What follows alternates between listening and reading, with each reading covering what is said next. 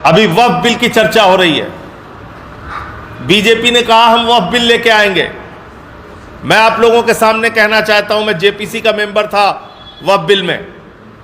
मैं आपके सामने कहना चाहता हूं, अगर बीजेपी वक्फ बिल लाएगी तो वो मोदी जी की सरकार गिर जाएगी। अगर बीजेपी वक्फ बिल लेके आएगी तो मोदी सरकार गिर जाएगी, क्योंकि चंद्रबाबू नायडू ने, नीतीश कुमार ने, चिराग पासवान ने, जयंत चौधरी जी ने, सब ने मिलके अल्टीमेटम दे दिया है। और क्यों दिया है? क्योंकि इनकी जमीन अपनी खिसकने लगी है। इनको लगने लगा है कि हमारा जनाधार खिसक जाएगा। वो चाहे नायडू जी हो, चाहे नीतीश जी हो, चाहे चिराग जी हो, चाहे जयंत जी हो, इनको सबको लगने लगा है कि हमारा तो मामला गड़बड़ हो जाएगा।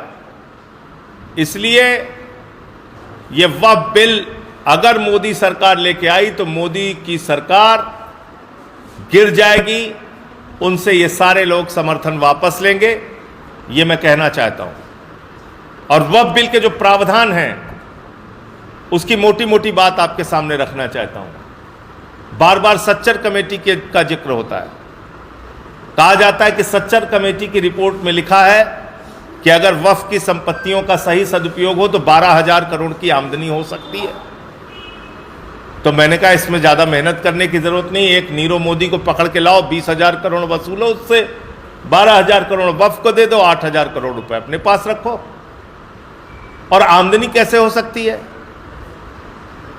वक्फ की जमीनों में मस्जिदें हैं, तो क्या ईसा की नमाज के लिए, जोहर की नमाज के लिए, मगरिब की नमाज के लिए टिकट लगाया जाएगा मस्जिदों में?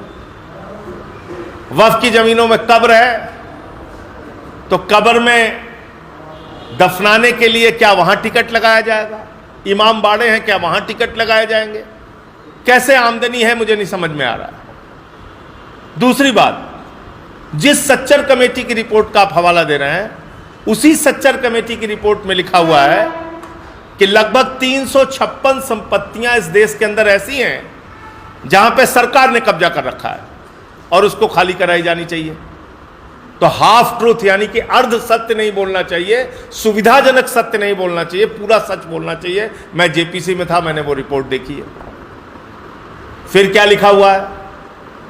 खुद minority affairs ministry, inverted comma में बोल रहा हूं, माइनॉरिटी अफेयर्स मिनिस्ट्री ने हमारी कमेटी के सामने आके स्वीकार किया था कि सुप्रीम कोर्ट में मोदी जी की सरकार ने शपथ पत्र दिया है कि पूरे देश में जितनी भी वक्फ की संपत्तियां हैं उसमें से 99% संपत्तियां रजिस्टर्ड हैं, पंजीकृत हैं और ऑनलाइन हैं। यह खुद स्वीकार किया आपने। कहां स्वीकार किया? 2022 में सुप्रीम कोर्ट में। क्या लिखा है उसमें मोदी जी की सरकार ने? कि 99% संपत्तियों के सारे कागजात हैं हमारे पास, सारी संपत्तियां जायज हैं, सारी संपत्तियां पंजीकृत हैं और सारी संपत्तियां ऑनलाइन हैं। यह मैंने नहीं कहा, नरेंद्र मोदी जी की सरकार ने कहा। तो फिर क्यों झूठ बोलते हो कि वक्फ की संपत्तियों का हम उसको रेगुलेट करेंगे, उसको बहुत सही? अरे आप तो कह रहे हो कि 99% आप रेगुलेट कर चुके हो, आपके पास सारे कागज हैं, आप पंजीकृत कर चुके हो, आप ऑनलाइन कर चुके हो, आप उसका सर्वे कर चुके हो। तीसरी बात उस बिल में लिखा हुआ है कि एक व्यक्ति अगर 5 साल तक प्रैक्टिसिंग मुस्लिम रहेगा तभी वो मस्जिद के लिए या मदरसे के लिए दान कर सकता है। मुझे हिंदुस्तान ही नहीं पूरी दुनिया का एक कानून बताइए जिसमें यह लिखा हो कि दान करने के लिए आपको धार्मिक रीतियों का पालन करना आवश्यक है। एक पूरे दुनिया में कोई कानून बता दीजिए। अरे भैया, नास्तिक व्यक्ति भी दान कर सकता है जो किसी धर्म को नहीं मानता। आपने ऐसा कानून बना के रखा है, 5 साल का प्रैक्टिसिंग मुस्लिम। और इन सब के बाद जो बात मैं कहने जा रहा हूं, इसको रिकॉर्ड करके रखिएगा। ये वो पार्टी है जिसने डिफेंस की जमीन प्रधानमंत्री के दोस्त को दे दिया अयोध्या के अंदर।